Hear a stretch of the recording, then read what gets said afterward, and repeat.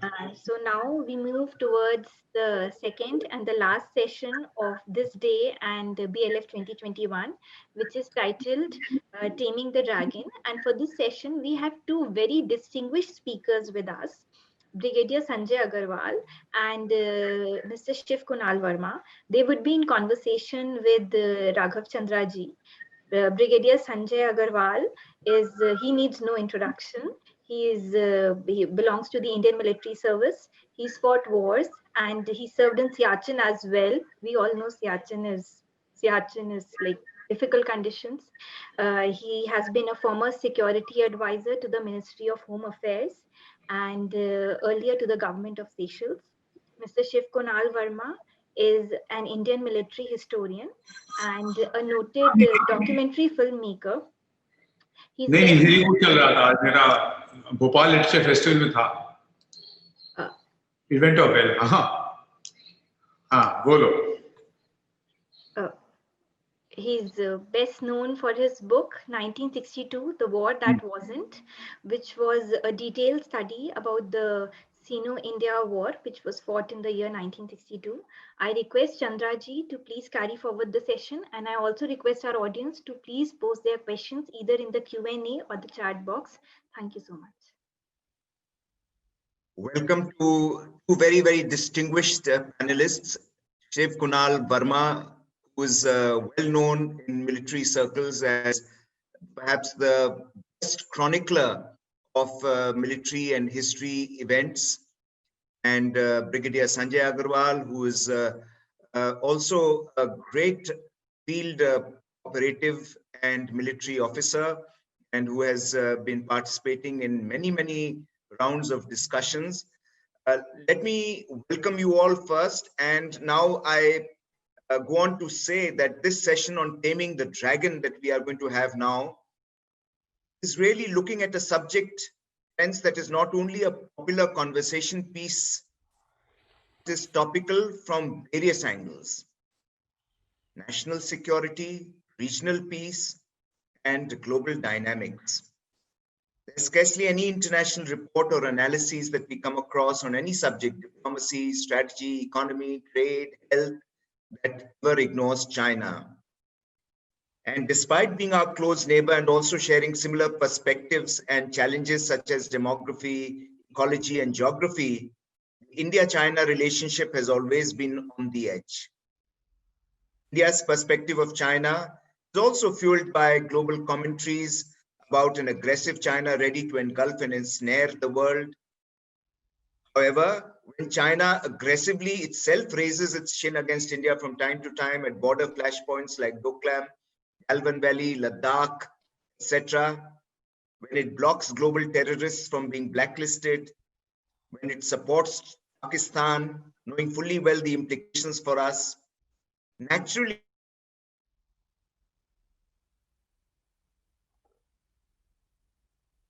potential and even imminent threat posed today by China, which is seen as clearly expansionist and a horrible bully. So it is very timely indeed that we are talking about this subject of the China imbroglio or problem, as we may call it, and how we can contain threats from China with these two very, very distinguished military experts, one who has been in the field, the other who is a solid military historian.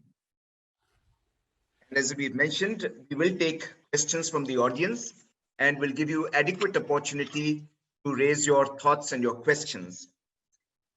Shiv Kunal, let me begin by mentioning that you have been the author of this book called 1962, The War That Wasn't. You've authored The Long Road to Siachen, The Question Why. Your father, Major General Verma, was an infantry officer from the two Rajputs that were actively involved in the 1962 war, and you have your own ground reconnaissance. You speak with authority. You've written articles on China, which I've had the occasion to read. I'm also conscious of the fact that in one place, Mr. Subramaniam Swamy, in fact, tweeted that you should be an advisor to the defense minister. Brigadier Agarwal, I'm conscious of the fact that you are a fighting soldier. You've spent 2 years in Bhutan. You were deputed by our government to train their bodyguards, the king's bodyguards, and Bhutan's army and police. You've been a mountaineer and were awarded the President's Medal for scaling Mount Gori Chen in Arunachal Pradesh, which was basically, now it can be disclosed, was an operational reconnaissance in unpatrolled super high altitude areas along the Chinese border. Your second award from the President of India was for capturing of a Pakistani post in Siachen Glacier in 1984. So let me come straight to discussion. Kunal, your book 1962, The War That Wasn't, was published by Aleph Book Company in January 2016. It's become a bestseller. You've been very candid in your illustrations about the casualties on the Indian side, with some survivors even describing the events on the Eastern Front, Rajputs, and who knows that better than you, at Namka Chu and others as a complete massacre. The audience would certainly like to know in detail about your findings from the book, The 1962, The War That Wasn't, of what exactly are your conclusions, your findings, your research. Please take your time and tell us all about your research and findings about this book. Thank you, Raghav, and it's a pleasure to be here with you and Brigadier Agarwal. I didn't know Sanjay had climbed Gorichan. That's the highest peak in Arunachal, and the closest I've been to it by helicopter. But it's one of the most stunning physical mountains that you will actually see. The 62 book was something which I suppose I was born to write, if I may say so. I was 2 years old when the war happened. I was born in 1960. And my father was from Second Rajput, as you said, and though he later commanded 18. And for us, it was the whole family got wiped out. I mean, we lost 282 men in Namkachu. And I saw for myself, even though I was 2 years old, I have very clear recollections of exactly just how the whole horror had engulfed the whole country, because we were living it. We were living it day and out. And even as a 2 year, 3 year old kid, there are flashes of memories, and then of course there was so much talk around it over the years. And one began to realize that not only was the story never really told, it was completely muddled and very, very, it was lost in a complete maze of uh, half truths, and if I may say so, even lies. Uh, I wanted to therefore take my time and write this book over a period of years, and I did that. I was fortunate that my own career graph also sort of opened up like that. I initially spent some time in Ladakh working with Tiger Tops. I opened up major parts of Ladakh in the early 1980s, so that allowed me to keep expanding my own interests, keep looking at uh, the situation in Kashmir. I was perhaps fortunate that I also got to spend a lot of time with Sheikh Abdullah, because his office was with us in Srinagar itself. I now wish I knew more about Kashmir. I could have asked him a few more very pertinent questions, but of course, everybody goes through his own evolution. My job was such that I had to actually walk a lot in Ladakh. So there isn't a single valley or a particular region which we haven't done a reconnaissance of or whatever. And then again, I was very fortunate that my father at that time was commanding 70 Infantry Brigade, which was based in Kyari, which is a part of 3 Division in Ladakh. So that gave me another opportunity to further study the eastern Ladakh area, which is today very much in the news. When you're talking about Galwan Valley, you're talking about Karakash, you're talking about DBO. These were names which meant nothing to anybody till even a few years ago. In 2011, for example, I had visited Leh and I had been invited by the Corps commander to come and speak to them. And I had focused on the Galwan Valley, and I was a little surprised to see that even in the 14 Corps headquarters, very few people were aware of this region. It was almost like a kind of a forgotten area. 1962, the book which I finally wrote is about 35 years of research. And I also feel that had it come out, say, 5 years earlier, or maybe it would have been before its time. And it may not have done as well as it has subsequently done. And what has really been a bit of an eye opener has been the fact that people across the board are willing to listen to what actually happened. You see, The War That Wasn't is a book about a defeat, and nobody likes to actually read too much into how you got walloped. And that's the only word for it. That the Chinese went through us like a knife through butter. And the lessons that one has to draw from that are numerous. I mean, it is not just one or two things. And what we also must realize, because a part of the book also deals with the historical build-up in Tibet and in various other parts. What we have to realize is that with China, we have a perennial problem. I mean, it is not going to go away. Um, the Chinese have a saying that there cannot be two tigers on a single hill, and they look at India as a completely different ball game. And right from the start, ever since the communist Chinese overthrew the Kuomintang government, and we suddenly had a new neighbor until 1948, 49, till Mao Zedong came to power. China was not our neighbor.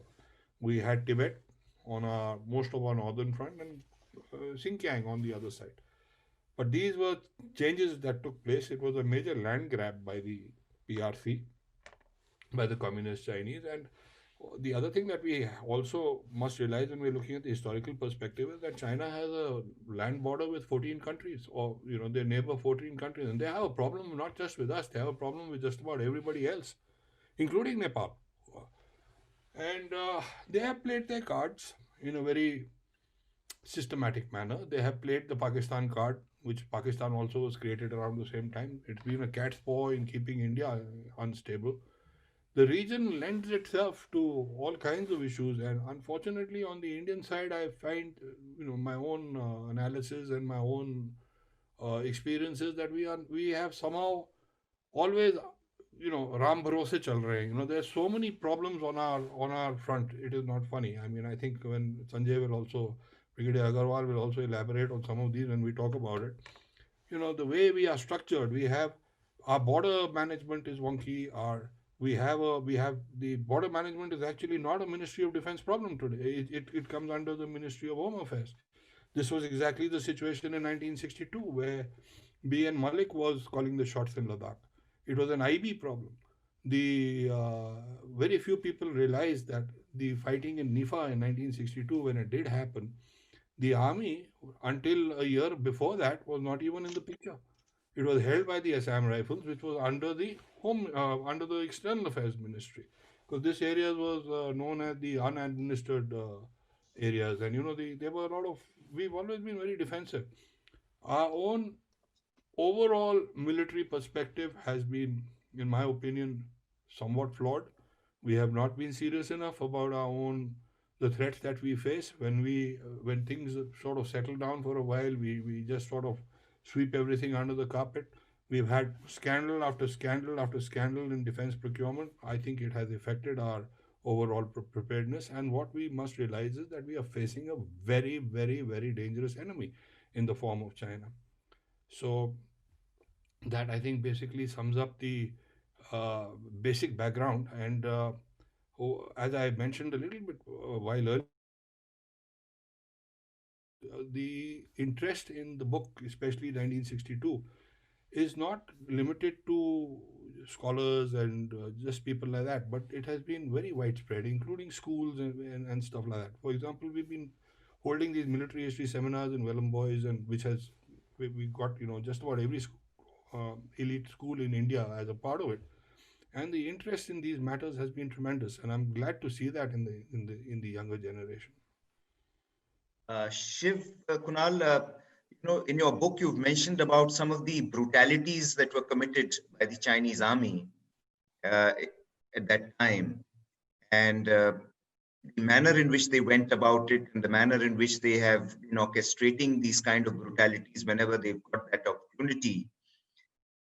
And recently also when we had this face-off in Ladakh and Galwan Valley, we came across those incidents where Chinese soldiers came with barbed wires and even though it was hand to hand and there was there were no guns, yet there was a certain level of very, very distressing use of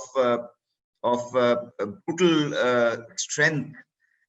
Do you think that, I'm talking of it in the context of your book, that psychologically we have come out of that era where we could be psyched out by things like that, and we become stronger, and we will no longer get psyched out by that, but be able to retaliate in adequate measure? Or you think that we are still pusillanimous and soft as human beings, or our soldiers are tough and strong and won't let such a thing happen? What is your thought on that?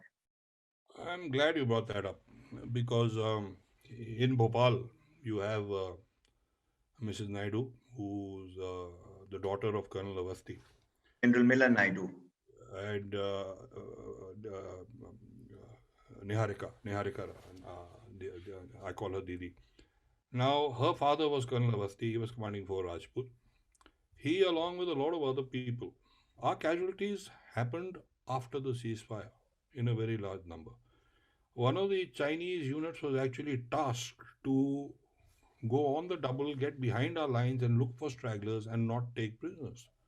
They shot people in cold blood after the ceasefire. This was a war crime.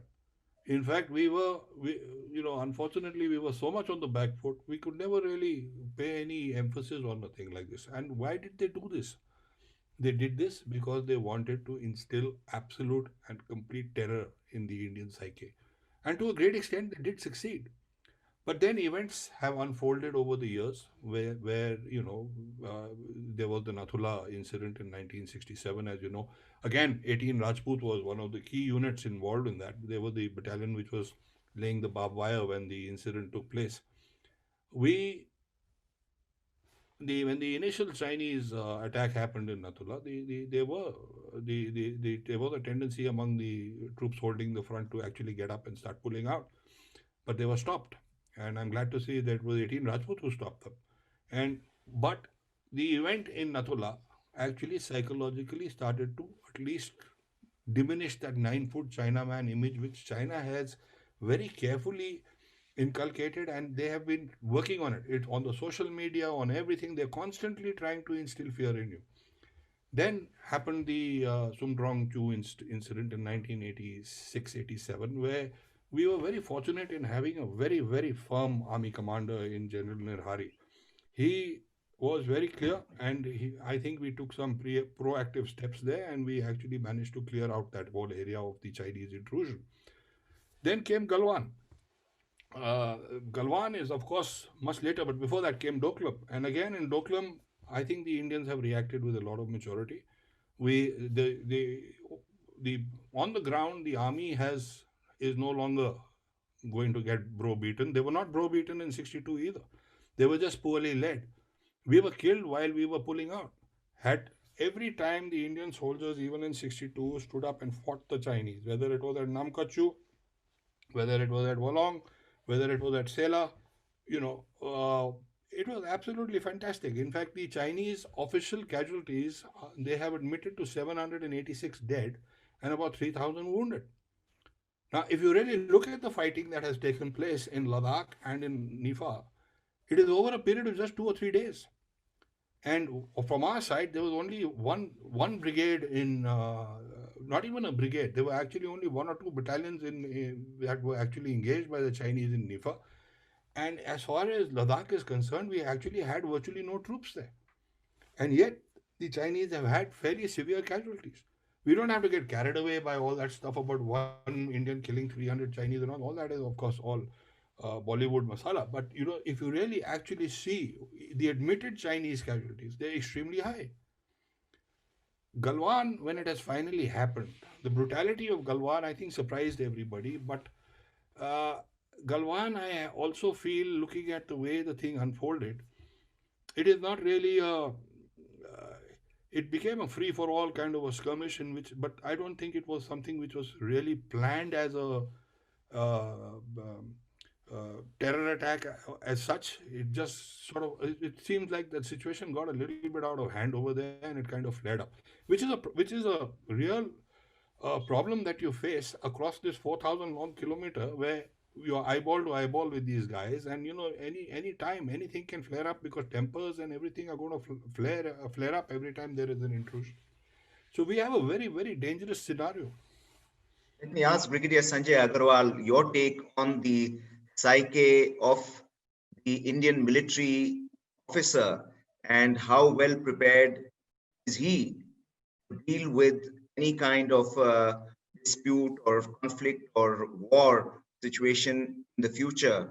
Are people strongly geared dealing with those situations, and are they being suitably backed up by the rest of the country? That means all of us as civilians, as defense officers, as diplomats, as administrators.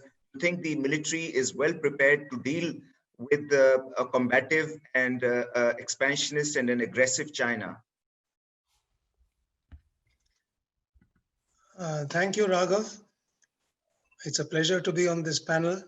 Thank you, Team BLF, and thank you all attendees for logging in or staying logged in. It's a pleasure to be once again with Shiv Kunal Verma in a discussion. And now coming to your question, and more importantly, the second half of your question.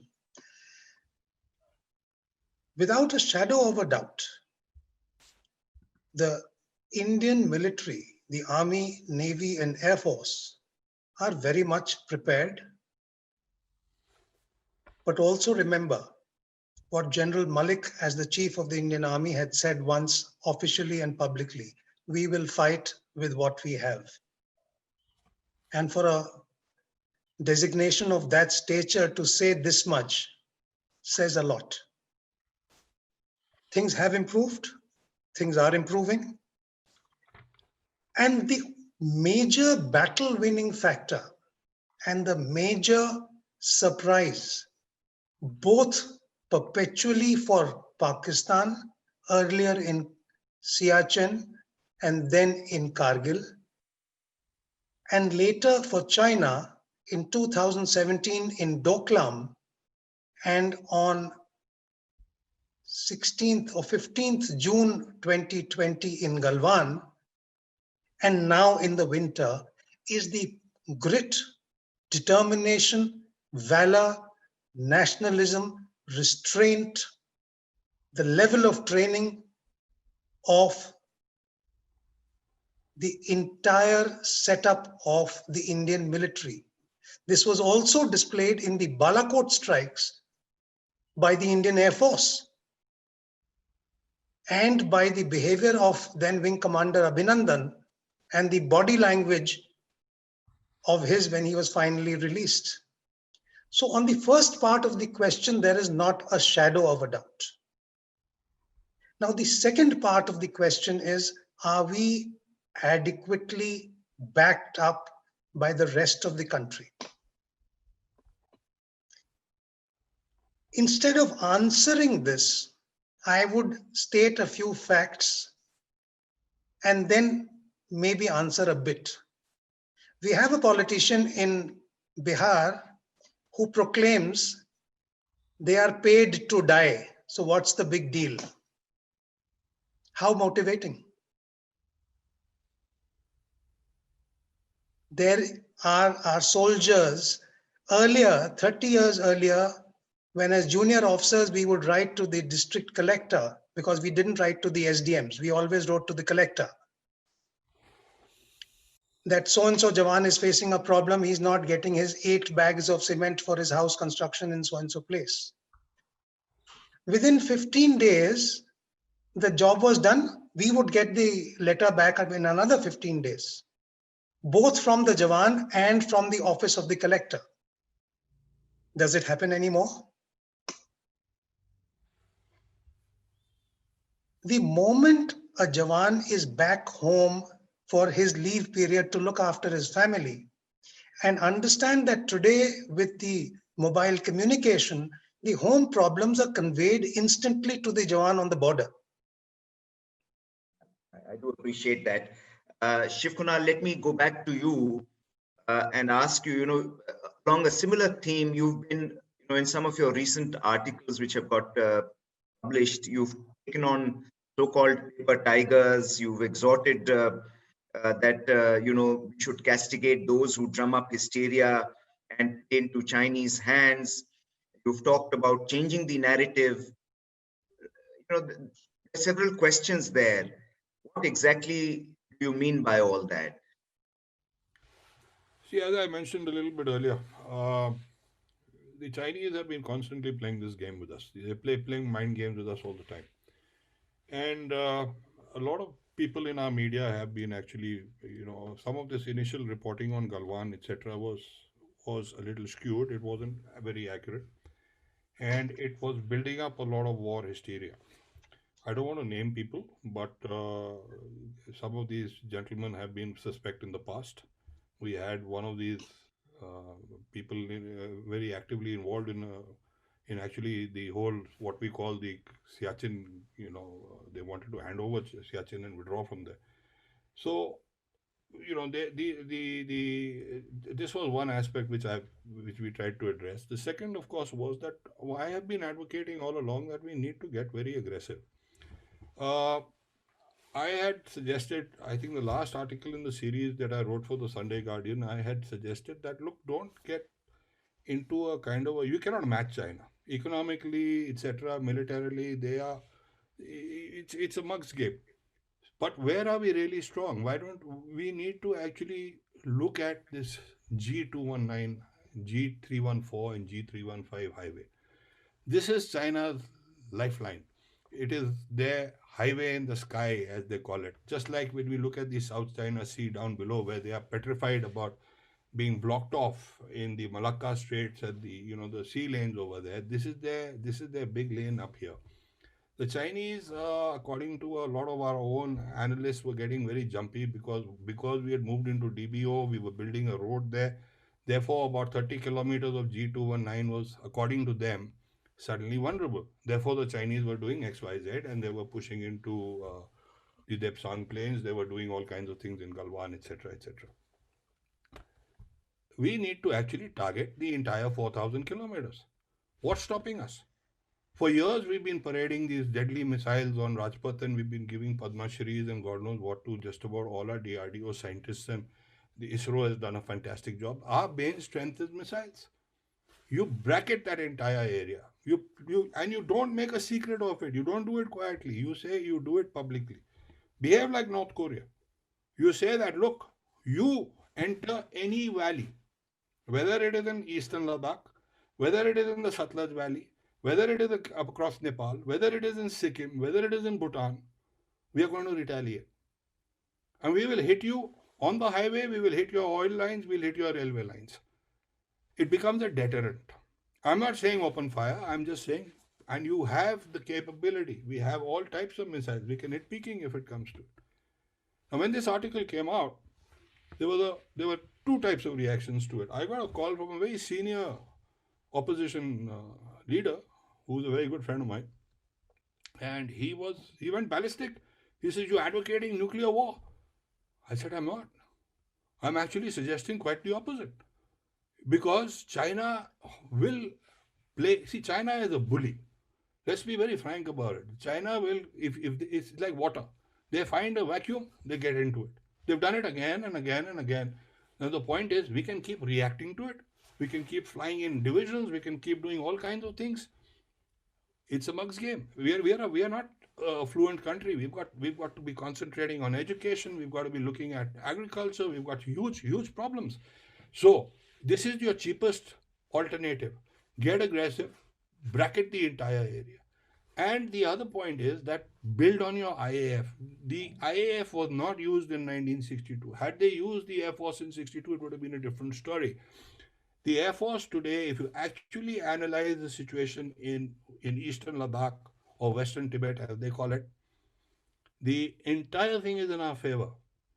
The high altitude airfields, the inability to carry heavy weapons, etc. The Indian Air Force has bases which completely neutralize these guys. So we really need to have a very clear cut strategy, and we need to. We've never been the aggressors. So we don't have to become the aggressors, but there's nothing to say that, look, if you get funny with me, you come here, I'm going to hit you there. That's what boxing is all about, isn't it? I mean, you have your guard up, you block, and you hit. We've spoken about fighting on the land. We've spoken about the use of aviation and Air Force. Talking about the Navy, and which Chief Kunal also briefly mentioned, and the South China Seas, and when India started participating in the joint operations in the South China Seas, the refrain was that India is playing into US hands, and therefore China is terribly annoyed with it. And some of the events that have taken place are either preemptive or as a sort of express their annoyance at our participating in an area which we've got nothing to do with directly. So what is your thought on that and the relevance of India participating in operations in the South China Seas, deal with China? I'm not a great fan of jumping into the American basket. Okay, the Americans have never done anybody any good. I have always advocated that India has to be self-reliant. India has to be stand on its own feet. It's our war. I mean, if they come there, there's no point running to Uncle Sam and saying, please tell them to behave themselves in Tibet or whatever.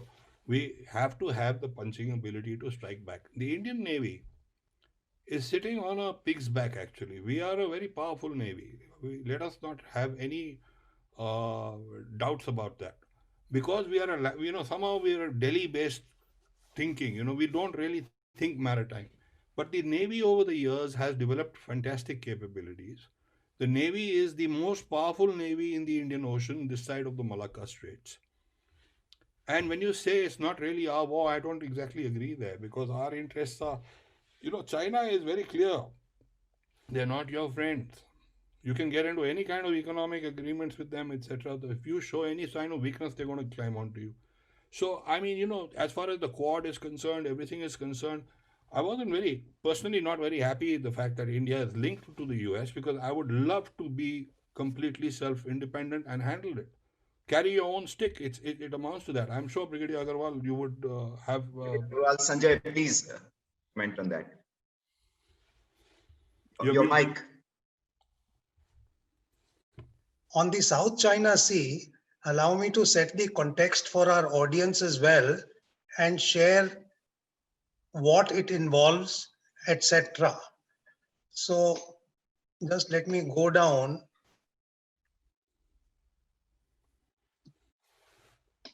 South China Sea, and we will see what exactly is at stake and how it is important for us. So here you have the South China Sea and the littoral states around it. And on the far left of your screen is India. The Malacca Straits are here, just between Singapore and Indonesia, here. And remember, the Andamans are as the gateway to this. This is the area where the Kra Isthmus was being planned and has been shelved. And remember that the Kaladan project is here in Myanmar. Now, with this as a background, what is the importance of the South China Sea? I will come back to these. The importance is here. The South China Sea is home to 30% of the global trade. And in terms of natural resources, this is what it has as an estimate. Oil, natural gas, fisheries. And then you come back to what is the status of this place. In 1599, China had its wind sail trading ships, of which there are photographs. So Philippines here took China to the International Court of Arbitration over the Spratly Islands, which are here. This is the Paracel Islands, which are boxed. Spratly Islands are here. And on the 12th of July, 2016, the International Permanent Court of Arbitration ruled unanimously in favor of Philippines. And China blatantly ignores it and continues with its claims based on the 9-dash line. Now, this is the 9-dash line, which is marked here in 9 dashes. It is the same thing here. It is the same thing in the Himalayas, where they refuse to exchange annotated maps with their perception of the LSE and our perception, their perception of the border and our perception. That is the foundation of any meaningful conflict resolution. They don't want that conflict resolution. This fundamental needs to be understood. And China, despite the last 4.5 years of this resolution by an International Permanent Court of Arbitration, refuses. Now, why does it refuse is because of the EEZ, which I have now highlighted. Ignore Formosa earlier, Taiwan now for the moment. Ignore further north in the East China Sea, the Senkaku Islands and Japan. Focus on the South China Sea, which your question deals with. Everybody's EEZ is marked. And yet, in total disregard to everybody's EEZ, the red one is what China says, which means Vietnam can go to hell, Philippines can go to hell, and so everybody else also. This is the importance. And when I say this part, it is its attitude, the revanchist attitude of the leadership, much magnified now in Mr. Xi Jinping. Now come to what is the Indian interest, etc. We have the Malacca Straits here, and just below Indonesia, this side, we have the Sunda Straits. All the global trade passing from here, the Malacca Strait is a choke point this side, and on the Indian Ocean side, to enter the Mediterranean, the choke points are there. And that is why China has got its foot in the door at Djibouti. And that is why also to connect Djibouti over a land route, it has got Gwadar port in Pakistan. The South China Sea is important for international shipping. See, my focus, and this is the world agreement, that China should not be handled one-on-one by any country. Like Shiv also said, you know, they are way ahead of us, so we can't tackle them. The way to tackle China is multilaterally. And exactly the opposite is what China wants. I will come to this when we come to the specifics on taming the dragon. I'm sure I'll have an opportunity to speak on that issue. So here, what India, I had said this in June when I used to repeatedly go on TV last year. The solution to the Himalayan problem lies in the oceans. India must leverage its island territories, both in the Bay of Bengal and in the Indian Ocean.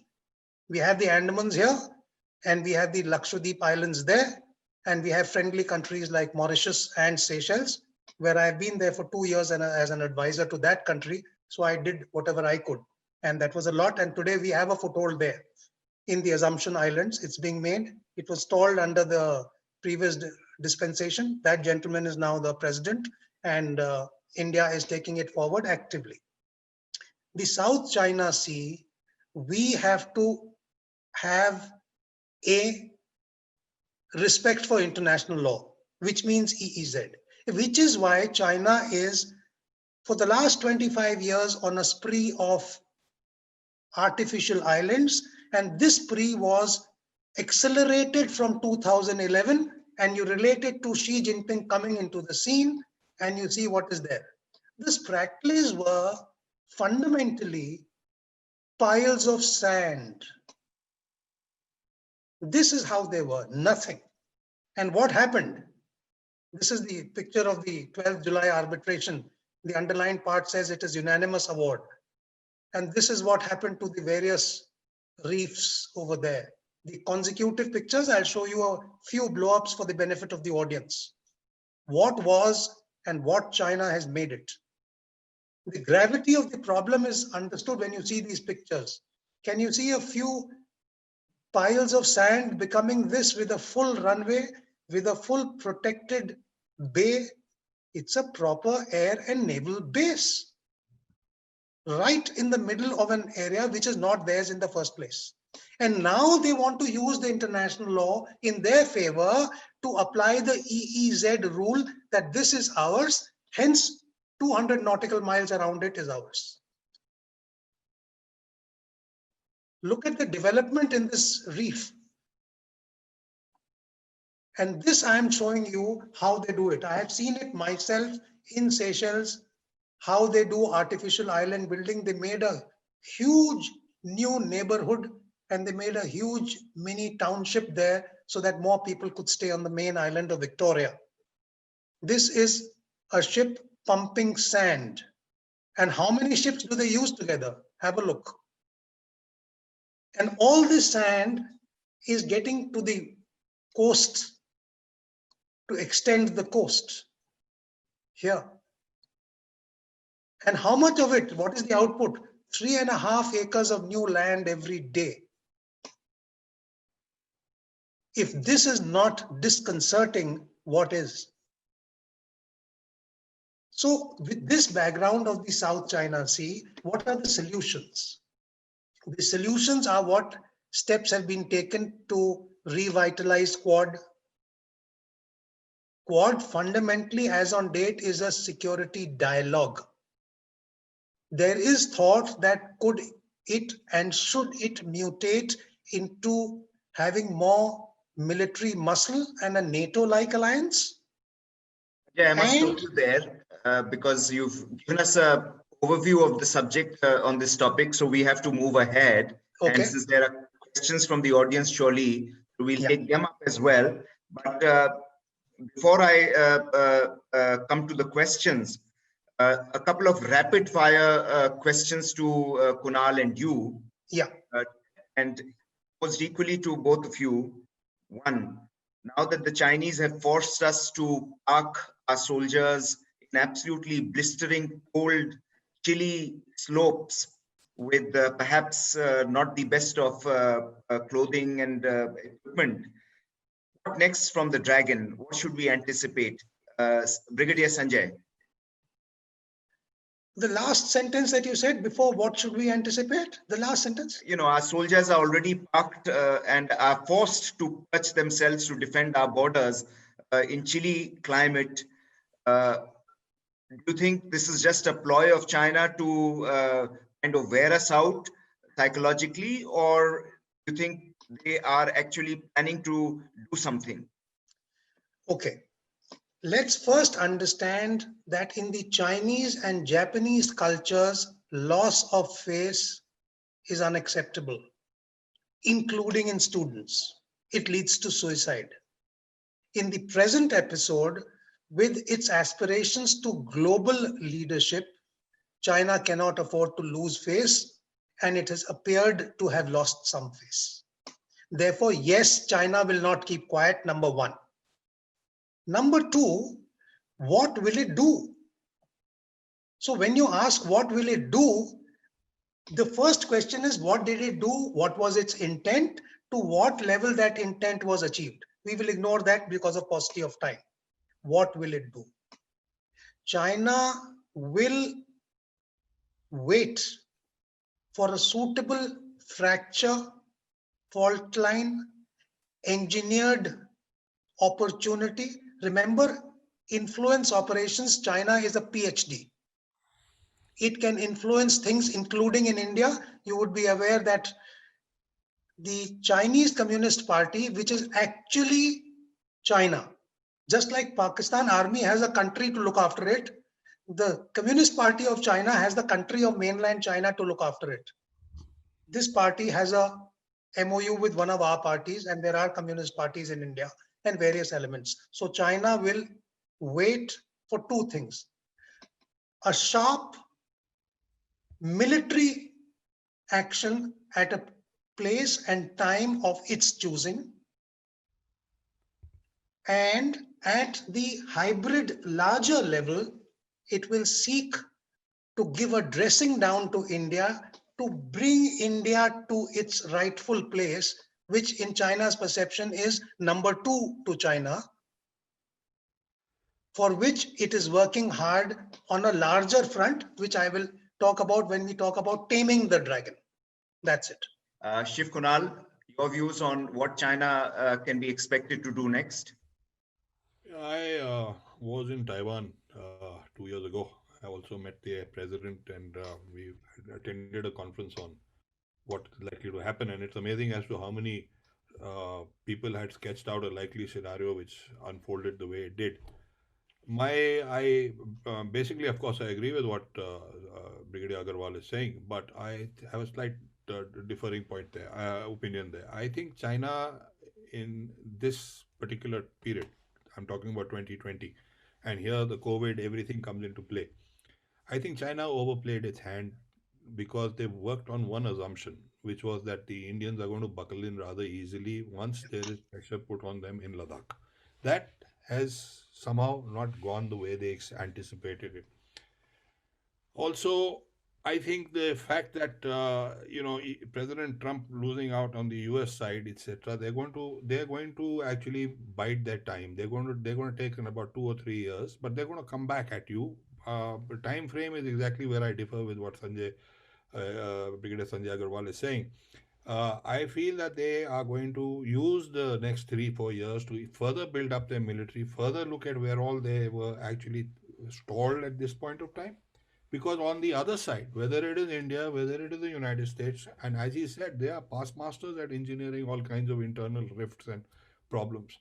There are a lot of things happening in India which almost certainly the Chinese have a major role. They have a cyber cell working out there looking at just about everything. There are thousands of people involved in it. We are not even aware of the magnitude and the scale at which they are working. And that's not only applicable to India, it's as applicable to the United States. They have a new administration in the US whom they see as a weaker from the if you look at what the Taiwanese and everybody do, they would have preferred to have Trump there because at least Trump was somebody who was facing up to the Chinese and calling them, at least naming them. Today, I'm not even sure if that is going to happen. So I think there's going to be a period of about 4 or 5 years. China is going to try and they are obviously looking at where they went wrong, what were the assumptions which didn't quite work in their favor. They're going to try and come at you that much harder, and at the same time, as Brigadier Agarwal said, keep undermining you, keep cutting you.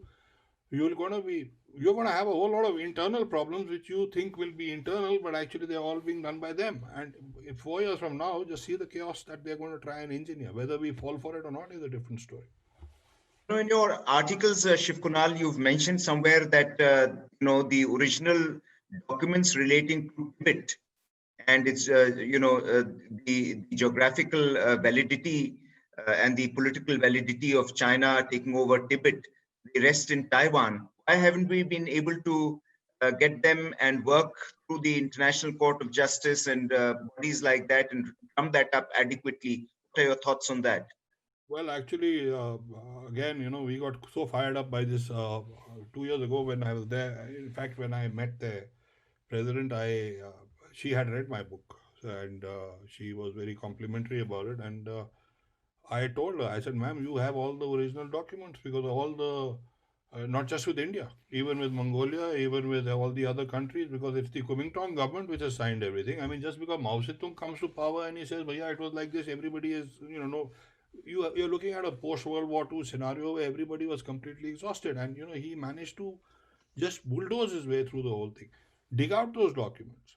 In fact, there's a Supreme Court lawyer. He got very involved with us, and we were even looking at. I said individually, I don't mind putting in all my savings. Let's go to the International Court of Justice and let's see what we can do.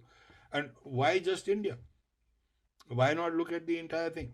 I just briefly mentioned this point to the Taiwanese president, and she said, as an individual, I can't give you these. Your government has to ask for it.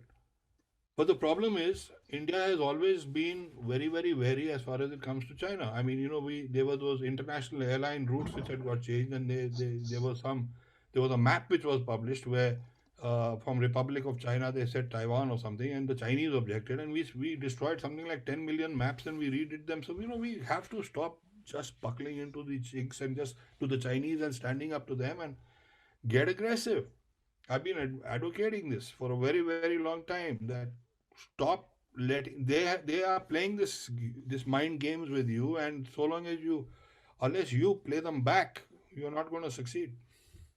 I guess one of the thoughts which does this thing is that we've been looking at our relations with China largely through a diplomatic lens, and diplomacy tends to build in cordiality, consensuality, and status quoism. But perhaps today we require a strategic and perhaps even an economic lens to deal with China, apart from the military lens. So Sanjay, Brigadier Sanjay Agarwal, I'd like to have your quick thoughts on whether India should collaborate with China to become economically strong, tap in their potentialities and their complementarities with us and make ourselves economically strong? Or do you think we should compete with them and make ourselves economically strong using our own resources, our own independent systems? And about joining the, we've heard of BRI, but BRI is strategic in terms of, of economic cooperation vis-a-vis and building links in infrastructure. But I'm talking of RCEP. For instance, India did not sign the regional cooperation agreement, which includes 15 Asia-Pacific nations and about 30% of the world's GDP. And China is a predominant member of that. And some of the countries in the South China Seas that we talk of as being hurt by China are actually cooperating with China. So what's your perspective and take on how those issues are emerging and what India's position should be? Brigadier Sanjay Agarwal. So on the RCEP, first let me talk of the RCP, Regional Comprehensive Economic Partnership, and then I will talk of the overview. So there are a number of reasons why this does not go in India's favor. Number one, India had asked for the base year to be shifted from 2014 to a more recent base year. This was not allowed. Number two, if India joins RCEP, it amounts to a free trade agreement with China, with all the advantages of this backdoor entry being with China. Third, the agreement does not protect against import surges, and nor does it address India's demands, which are global, that when you talk of globalization and movement of products and material, please also talk of free movement of services and movement of professionals, the human capital. The agreement does not cater for that. And therefore, there are other issues where we wanted a cap on the amount of export from a country so that we could limit the trade deficit. And therefore, we wanted rules of origins of goods. This didn't happen. Now, when we talk about why services were excluded, I was surprised to read that our earlier Prime Minister, Mr. Manmohan Singh, had signed and agreed to this exclusion in 2009. There must have been reasons. I am ignorant of them. And therefore, what should India do? That is the end of everything that I want to talk about. India is already exploring trade agreements with developed countries. Reason being, in the manufacturing sector, China is way ahead. Its costing is much lower. It has got indentured labor. It puts people in prison, the Uyghur Muslims, and uses them for free labor. And therefore, India would like to also market its services. These would be more competitive in the Western world rather than in ASEAN. That's it. Kunal Verma, let me ask you, the banning of Chinese apps that was a tactical move. And do you think steps like that, putting the lens of scrutiny through the Home Ministry on Chinese investments in India, etc., are these the correct tactical measures in terms of dealing with the Chinese psyche, of aggressiveness? Do you think that these are not adequate and they do not play any significant role in the larger strategic thinking against China?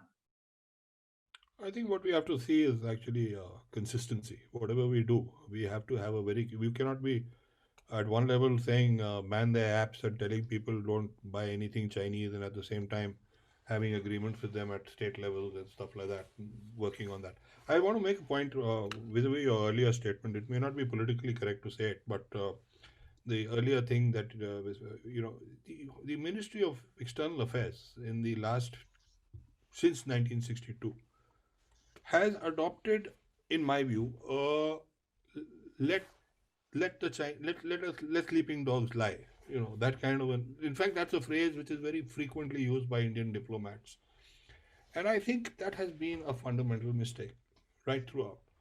And I think they're now beginning to wake up to the reality of what has actually happened, because I don't think they quite anticipated and really expected the Chinese to pop up in Ladakh the way they did. There is now a mind shift in India, and I think the banning of apps and everything reflects that. At least we're doing something. We are standing up to. We made it very clear to the Chinese that if it comes to it, every man jack in India is going to stand up and fight you no matter what. It's not just the soldiers. It's even we've got a very, very for the concept of India as a nation today is very different from the concept of India as a nation when we were a newly independent country. There were a lot of fractures which have cemented over now. Today, you talk to anybody, except for a few isolated groups here and there, everybody sees himself as an Indian, and whether they are Manipuris or they're Tamilians or whatever, they're going to fight to the last when it comes to the Chinese in the northern boundaries. Now it really doesn't matter. So India as a unified concept is also there. But again, we have multiple fault lines which they are going to keep exploiting. They're going to keep pushing. They're going to keep doing. So it's a game of chess. And what happens today, if that move doesn't happen, what we've got to be very, very careful about, Raghav, is that we don't get into this political nonsense of chest thumping and we did this and we did that, because this is an ongoing game. It's like a cricket match. And the way the Indians have batted out the last few, the last wicket partnership that held out and stood up to the Australians, took all that battering that they did. I'm talking about Ashwin and Bihari. India has to actually look at China from that perspective. And then at the same time work on your Rishabh Pants and Rohit Sharma, who can take the attack to them and then completely change the ball game around. You got to start thinking aggressive, and you've got to at the same time make sure that Fortress India is a fortress. Well said. Before we come to the question answers quickly, though we are stretched for time, Brigadier Sanjay Agarwal, your thoughts on moving ahead to tame the dragon? Okay, so here are the thoughts. It will save time if I show you this. And I will speak after a second. Here are the thoughts. China prefers one-to-one bilateral. The world wants to deal collectively, multilaterally with China. That's obvious. Respect for law and its absence I've spoken about. We have to enforce it, and we can as a world. China has a stranglehold on the world bodies. We only know of WHO and Mr. Tedros. He's not a doctor, by the way. As the Director General of the World Health Organization, he's not a doctor. And WHO is the only one we know. There are many others. The Chinese control of the international narrative, that is something which is phenomenal. Confucius Institutes, this, that, and the other. The amount of money they are pouring into these things is something that India has to learn, which it has not learned so far. So how to tame the dragon is what we are talking about. And these are some of the measures that I am saying. The intent when we talk of stranglehold on the world bodies through small country votes, how do they get the votes? It comes back to the data. Now you'll say Google and Facebook also have our data, but the intent, the sinister intent of China in how it will use the data against countries and against specific policy makers to get its goals and undertake coercive diplomacy and coercive economics and be able to influence political debates and even national narrative and national decision making. These are the issues that I want to share with you. So, and when I spoke about the Chinese control of the narrative, influence operations, psychological operations, control of international media, right from the Boston Times to the Chicago Times, the narrative in universities and colleges, Confucius Institutes are mentioned. Now I want to come, how do we tame the dragon? The nature of war, even Kunal touched on this, that it is not just a soldier now, the whole country. Lal Bahadur Shastri ji had said this earlier, that the preservation of freedom is not only the task of soldiers alone, the whole nation has to be strong. So from army only to all of government and now to all of country. I'm afraid there is a lot of work India has to do in this all of country approach to an all-encompassing hybrid form of warfare that we are now already witnessing. It is not the future, it is the present. The second thing that India has to do to tame the dragon is policy interventions, specifically in the areas of, as mentioned on that slide earlier, trade, company acquisitions, investments, clearances to Chinese projects and proposals, visas. Our ships are facing problems when they are docking or wanting to dock for 3 months. I have spoken to the captain of the merchant vessel. 3 months they were kept outside. Confucius Institutes have spoken about leveraging India's island territories by policy interventions. What prevents Andamans to become another Singapore? Nothing. The next point is the tolerance thresholds of India were very, very high earlier and were a international laughing stock. Now it's much better in the last 5-7 years. The red lines must be clear, but how much you will tolerate should not be clear. And your response must carry the unpredictability of response India has shown in the surgical strikes, in the Balakot strikes, etc. The Chinese themselves are inscrutable. We were highly predictable. And then we come to capacity building. The rare earth elements and lithium is one bucket. I'm happy to say, day before yesterday, I read the report, whereas in lithium, the major countries are the southwest block of South America, which is fundamentally Bolivia, Argentina, and Chile, followed by America, Australia, and China. India has discovered lithium in Karnataka in the area of Mandya. Very good news, and exploration is on in 4 other states. Rare earth elements, the 15-17 elements which we forgot in the periodic table, they are the future. And China has major mining rights in South America. This is the capacity building we require. Sadly, India did create a national government institute for this in 1950, 70 years ago.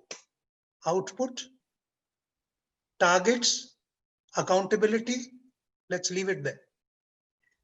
API, active pharmaceutical ingredients of medicines, which India proudly claims that we make. 70% of API we are still getting from China to make those medicines. Industry and manufacturing. electronic warfare capability. All these things require capacity building. Apps we have spoken about, basic R&D, innovations, supply chain management, shipbuilding, semiconductor manufacture. This point I had raised when I was the advisor to the Home Ministry. It was shocking to me that with our aspirations, we have not really focused, because it's a very capital intensive industry. Taiwan is making, China is making, we are not. And the last point is soft power, influence operations, selling your narrative. China is very good in this. What is Bollywood doing? And there are various other things that we've spoken about on this. And the last point about the good part on the trade. For the first time, it happened that we have now bucked the trend of the ballooning trade deficit. It was in 2018-19 for that the first decrease was noticed. 2019, and before that, for the last 15 years, I have studied the figures, it was increasing. Okay, And Sanjay, Brigadier Sanjay, I have to cut you off there. And Okay. Shiv Kunal Verma, are you there? Okay, so we have to take a couple of questions, and questions are all there. The first one I'm going to read out, and please let me know if you can react to them. Why did China do what it did in Ladakh? Are they successful in this strategy? Quick answers. We need quick responses, like military surgical strike kind of responses. So Brigadier Sanjay Agarwal. Okay. So one-line answers, please. Yes, 30-second answer. Why did China do what it did? It wanted to establish India as number 2 and itself as number 1. Its intent was correct. It miscalculated the new Indian resolve because it took Doklam as an aberration. Kunal Verma, what is your view on that question? One-line answers. Ladakh is. Sorry, I was pushing the dogs out. They were beginning Why did China do what it did in Ladakh, and were they successful in their strategy? China is going to continue to do things in Ladakh. They're going to continue doing things in Nepal. They're going to continue doing things of Nepal. I don't think, as I've already mentioned, I don't think they were very successful this time. But that doesn't mean that they're going to give it up. Okay, Sanjay Agarwal, Brigadier. Sir, the South China Sea scenario, and how can we do better there? I think this we've dealt with in great detail. Yeah. How does the RECP impact us? We've discussed this in detail. Anonymous attendee, wow. What are the prospects of India and China reaching an agreement on LAC? China had land boundary disputes with 14 countries and can have settled them with 12, with India and Bhutan remaining. Can India do anything about that? Yes. Firstly, dear anonymous attendee, let us be clear that China has a border with 14 countries. It has a dispute with 18 countries. And this report of 12 of them having been resolved was in Global Times. It is Chinese propaganda. Second, the LAC I touched upon, they do not want it demarcated. They want to function in the gray zone. Ambiguity suits their salami slicing. They're keeping India on tenterhooks. The earlier India, which was timid and never went forward. 29th of August night, we went forward on the Kailash range. So the prospects of reaching an agreement, there are short-term, mid-term and long-term objectives. The first objective is China to revert to April 2020 status quo ante. The mid-term objective is exchange maps, which they have refused to historically, and thereby understand each other's perception of the LAC. And the last objective is resolve the boundary dispute. I don't see this last one happening anywhere in the midterm also. I don't see the first two happening in the near term either. Your take on that? No, I don't see China resolving this particular issue, but I also feel that we need to educate our own people as to what the real history of the area is. We are also quite in the dark. Okay. Next question to Brigadier Sanjay Agarwal. Boycott of Chinese goods help India's cause at all? 100%. Do not look at it only in monetary terms. Look at it as, when I said war, military to all of government to all of country. When you boycott Diwali lights and goods, this is the all of country approach where each shopkeeper, the traders association, etc., are contributing, and there is national bonding happening. India needs that bonding. So it helps India's cause tremendously. But there's a caveat. The caveat is, in heavy machinery, we cannot, because we don't have alternatives and the German machinery is too expensive where the alternative is. So we cannot boycott all of Chinese goods immediately. We have to do our capacity building before we can do that. Kunal Verma on that subject. I completely endorse what Sanjay said. So with that, we will come to the end of this session. Thank you very much, Shiv Kunal Verma and Brigadier Sanjay Agrawal. It's been a extremely illuminating, vibrant, and purposeful and meaningful session. I will request Mrinalini to please convey the vote of thanks. Thank you so much, Brigadier Sanjay Agarwal and Shiv Kunal Verma ji. It was a very enlightening and interesting session for me, especially because I keep hearing a lot about this Indo-China issue, especially from my dad. He's in the army. So I keep listening a lot, and thanks for shedding a new and different light on this Indo-China issue, especially from the point of view of the border disputes and the trade aspects. And I thank all our audience for joining us in BLF 2021, despite of the constraints of COVID-19 pandemic, and hope to see you all soon next year for BLF 2022. And thanks for all the love and support of the audience and all the attendees.